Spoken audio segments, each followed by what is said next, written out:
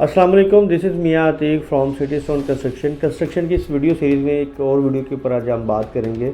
और वो टॉपिक ये है कि किसी भी कंस्ट्रक्शन के लिए यानी कि रेजिडेंशियल या कमर्शियल कंस्ट्रक्शन के लिए आपको डिज़ाइन क्यों चाहिए होता है और डिज़ाइन में कौन कौन सी ड्राइंग आती हैं।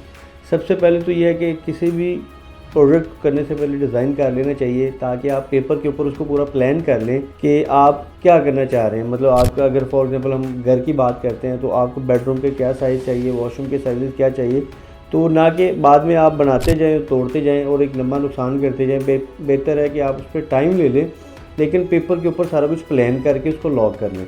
अब जब आप लॉक कर लेते हैं तो फिर डिज़ाइन के पास आती हैं चीज़ें, आर्किटेक्ट के पास। तो इसमें कौन कौन सी ड्राइंग चाहिए होती है। सबसे पहले तो वो आपके स्पेसिस के मुताबिक उसको ड्रा करता है, उसको कहते हैं आर्किटेक्चर ड्राइंग। आर्किटेक्चर ड्राइंग के बाद आती है स्ट्रक्चर ड्राइंग।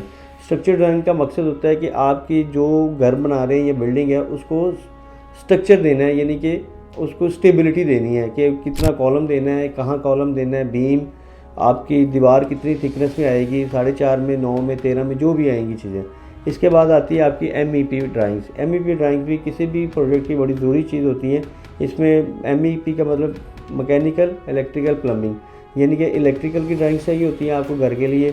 इसके अलावा आपको प्लम्बिंग की ड्राइंग चाहिए होती है कि आपको पूरा एक रूट चाहिए होता है कि आप इस फ्लो में अपने सीवेज इस तरफ लेके जाएंगे, बल्कि पूरे घर का एक रूट होता है।